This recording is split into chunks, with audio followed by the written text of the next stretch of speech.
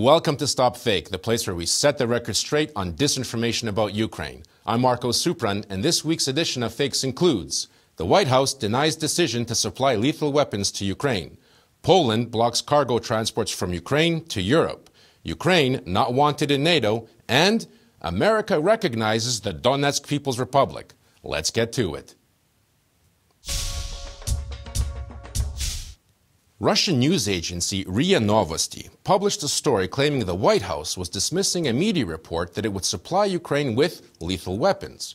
RIA cites Michael Anton, a senior official in the White House in charge of National Security Council strategic communication, who allegedly told RIA that the lethal weapons claim was untrue. RIA's fake story follows a Wall Street Journal article from November 9th about possible peacekeepers in eastern Ukraine. Describing the meetings taking place to test Russia's willingness to commit to a peacekeeping plan and end the conflict in the eastern Ukrainian war zone, the journal writes that, quote-unquote, several U.S. officials said the White House has approved in principle providing Ukraine lethal weapons, including Javelin anti-tank weapons.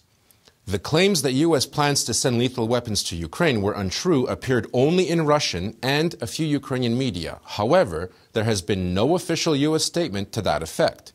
Meanwhile, an ABC News report from November 3rd claimed that the White House could be offered $47 million to arm Ukraine and deter aggression from Russian-supported separatists. In an email response to ABC, Michael Anton wrote, quote, the U.S. has never ruled out in or out lethal aid to Ukraine, and we have no announcement at this time. The U.S. National Defense Authorization Act for 2018 has a section devoted to countering Russian aggression, authorizing $500 million to provide security assistance to Ukraine, including defensive lethal assistance. On November 18th, Russian site Politnavigator announced that Poland was not allowing Ukrainian cargo transports through its territory. The source for this fake story is former Ukrainian Transport Minister Yevhen Chervonenko, who, during a television program on Ukraine's Zik channel, announced that thousands of trucks are stuck on Ukraine's western borders and not allowed entry into Europe. Chervonenko claimed that he was in Lviv with the current Ukrainian Infrastructure Minister Volodymyr Omelyan, trying to solve this alleged problem. Minister Omelyan told StopFake that cargo traffic between countries is carried out on bilateral quota principles, and the last few years have seen a significant increase in the number of transports to Poland.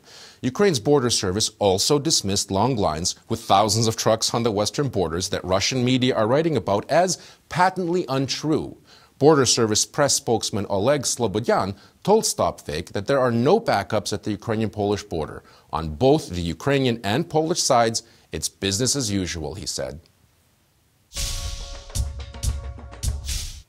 Claiming that Ukraine has no chance of becoming a NATO member is a favorite topic of pro-Kremlin media.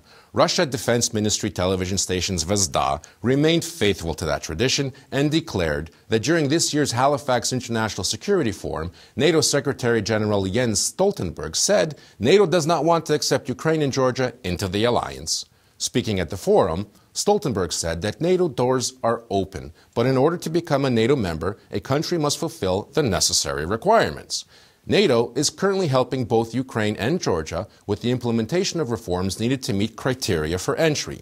The decision to accept or reject new members will be taken by 29 NATO countries, and no one has the right to intervene or veto the process, Stoltenberg pointed out.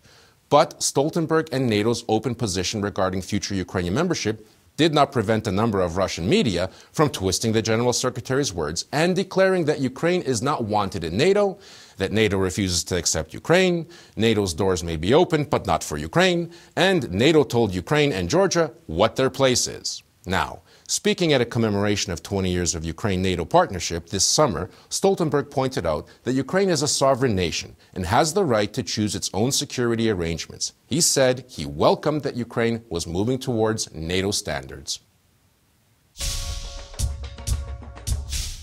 On November 10th, the pro-Kremlin internet newspaper and prolific fakes generator Ukraina.ru declared that the United States had recognized the so-called Donetsk People's Republic. Several marginal pro-Russian websites followed suit, reprinting only Ukraina.ru's headline with a direct link to the site. as the DPR appears on the U.S. Office of Foreign Asset Control sanctions list as a separate entity without any qualifiers such as self-proclaimed or so-called, Ukraina.ru interprets that as de facto recognition. The U.S. Embassy in Ukraine advised StopFake that although the self-proclaimed separatist republics are listed separately on the OFAC sanctions list, they are not recognized by anyone. The U.S. Treasury explanatory press release on new and additional sanctions of entities and individuals involved in the ongoing conflict in Ukraine refers to the Donetsk and Luhansk People's Republics as so-called. The names are listed with quotation marks, clearly messaging that the United States does not consider these entities as official or recognized. Now, the U.S. Treasury is not in the business of recognizing other states. Its business is finance. None of the so-called People's Republics are on the official State Department list of recognized states. That's it for this week. You can find more dissected disinformation and handy tools for spotting fakes on the StopFake website. Be vigilant, look out for fakes, and if you spot any disinformation about Ukraine, send it to us for a truth autopsy. I'm Marko Suprun, and this is StopFake. Thanks for watching.